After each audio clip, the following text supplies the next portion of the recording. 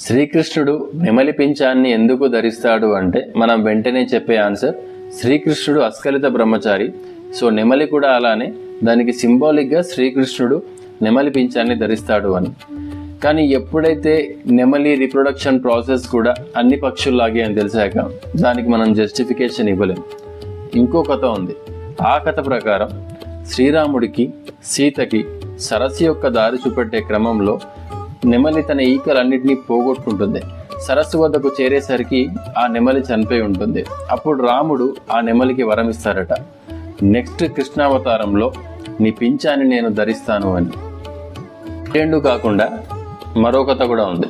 శ్రీకృష్ణుడు తన చిన్నతనంలో నాట్యం చేస్తూ ఉంటే ఆ నాట్యానికి మురిసిపోయిన ఒక నెమలి తన పింఛాన్ని ఇచ్చిందంట.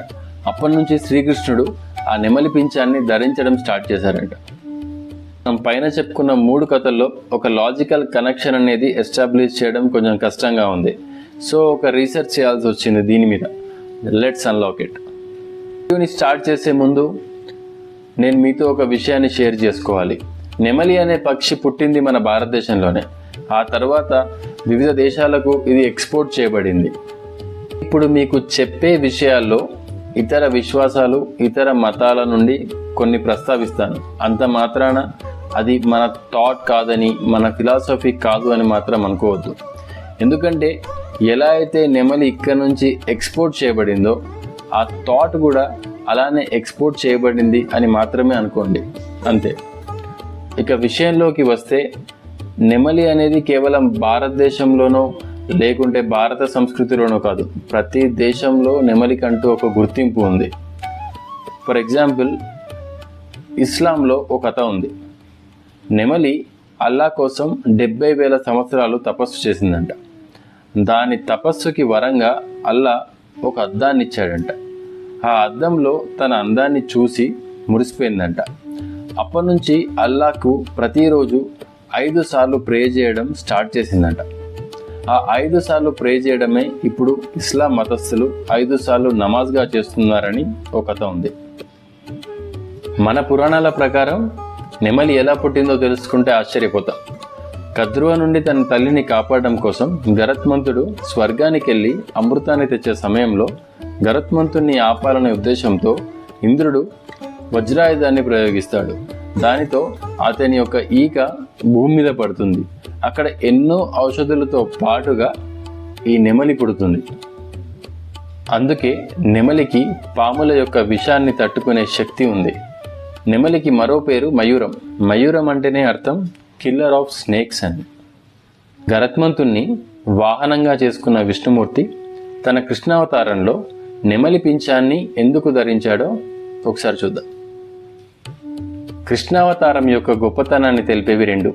ఒకటి భాగవతం, మరొకటి భగవద్గీత. భగవద్గీత మనకు అందించే సంక్షిప్త సందేశం ఏంటంటే ఆత్మతత్వం, ఏకత్వం. అయితే శ్రీకృష్ణుడు భగవద్గీతను కురుక్షేత్ర యుద్ధంలో కంటే తన చిన్నప్పటి నుంచి ఈ భగవద్గీత సందేశాన్ని మనకు అందిస్తూనే ఉన్నాడు, తను అలంకరించుకున్న నెమలి పింఛం ద్వారా. నెమలి పింఛానికి భగవద్గీత యొక్క సందేశానికి సంబంధం ఏంటి అనుకుంటున్నారా? క్రిస్టియన్ మైథాలజీ ప్రకారం నెమలి డెత్ అండ్ రీసరెక్షన్కి ఒక సింబాలిజం. జనరల్గా స్పిరిచువల్గా కాకుండా మనం జనరల్గా ప్రాక్టికల్గా మాట్లాడుకుంటే డెత్ తర్వాత అయ్యే ప్రాసెస్ డీకే. కానీ స్పిరిచువల్గా మనం మాట్లాడుకున్నప్పుడు డెత్ తర్వాత అయ్యే ప్రాసెస్ రీఇన్కార్నేషన్, రిసరెక్షన్ లేదా పునర్జన్మ.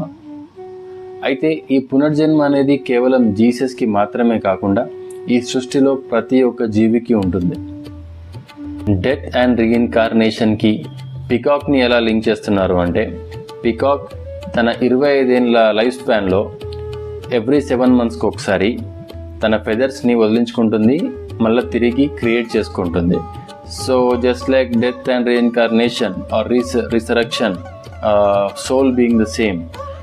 సో ఇక్కడ ఏంటంటే నెమలికి తన ఫెదర్స్ని వదిలేసుకోవడం అంటే ఆల్మోస్ట్ లైక్ డెత్. కానీ ఇక్కడ నెమలి నిజానికి చావడం లేదు, ఆత్మలాగా. ఇదే ప్రాసెస్ని ఏమంటారంటే సైకిల్ ఆఫ్ టైం అంటారు. సో ఇక్కడ మనం కృష్ణుణ్ణి ఒక టైంకి సింబల్గా, ఒక కాల స్వరూపుడిగా చూస్తూ, ఆత్మతత్వంగా చూస్తూ, ఆత్మ నాశరహితం అని కూడా మనం భావించవచ్చు. నెమలీకకు మరో పేరుంది, నెమలి కన్ను అని. దీన్ని ప్రూవ్ చేస్తూ గ్రీక్ మైథాలజీలో కథ ఉంది.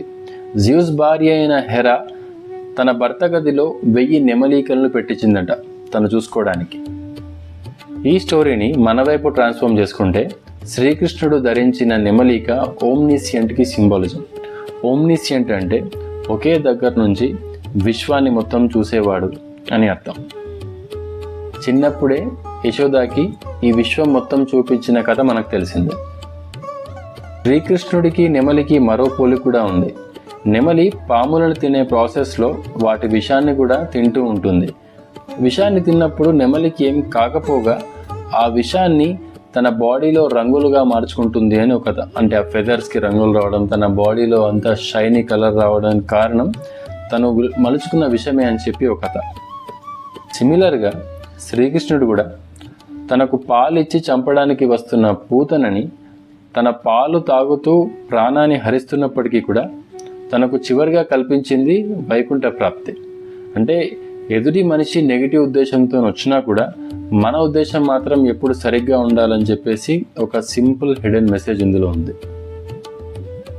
సెల్టిక్ మైథాలజీ ప్రకారం కూడా నెమలి అనేది స్పిరిచువల్ ఎన్లైట్మెంట్కి అండ్ ఇమ్మోర్టాలిటీకి ఒక సూచన. ఇలా చెప్పుకుంటూ పోతే ప్రతి మైథాలజీలో, ప్రతి దేశంలో, అందరి విశ్వాసాల్లో నెమలికి ఏదో ఒక ప్రత్యేకత ఉంది. నేను మీకు ఇన్ని చెప్పినప్పటికీ కూడా నెమలి యొక్క అసలైన క్యారెక్టర్ శ్రీకృష్ణుడు ఎందుకు ధరించాడు అనే ఒక క్రక్స్ని నేను ఇంకా పట్టుకోలేదు అనే భావిస్తున్నాను. ఇంకా దీని మీద చాలా రీసెర్చ్ చేయాలి అని అనుకుంటున్నాను. దీనికి రీసెర్చ్ అవసరం ఉందని అనుకుంటున్నాను. నెక్స్ట్ కృష్ణాష్టమికైనా దీన్ని మనం డీకోడ్ చేసే ప్రయత్నం కంప్లీట్గా చేద్దాం. ఇతర మతాల నుండి, ముఖ్యంగా క్రిస్టియానిటీ, ఇస్లాం నుండి తీసుకున్నందుకు ఎవరికైనా అబ్జెక్షన్స్ ఉంటే నేను చెప్పాల్సింది ఒకటే. 1000 దేవాలయాలు ధ్వంసం చేయబడ్డాయి.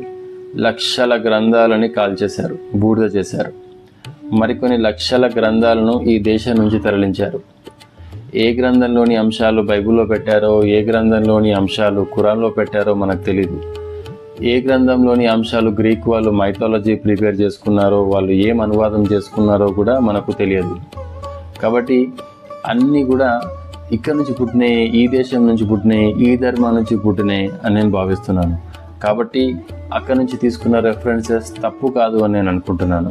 మోరోవర్ ఒక ఇల్లాజికల్గా కేవలం ఒక కథని మాత్రమే నమ్మే కంటే ఒక లాజికల్ ఎస్టాబ్లిష్మెంట్ చాలా ముఖ్యమని నేను అనుకుంటున్నాను. అందుకే ఈ వీడియో నేను చేశాను. మీకు నచ్చినట్టయితే సబ్స్క్రైబ్ చేయండి, ఫాలో చేయండి. అందరికీ శ్రీకృష్ణాష్టమి శుభాకాంక్షలు. Thank you.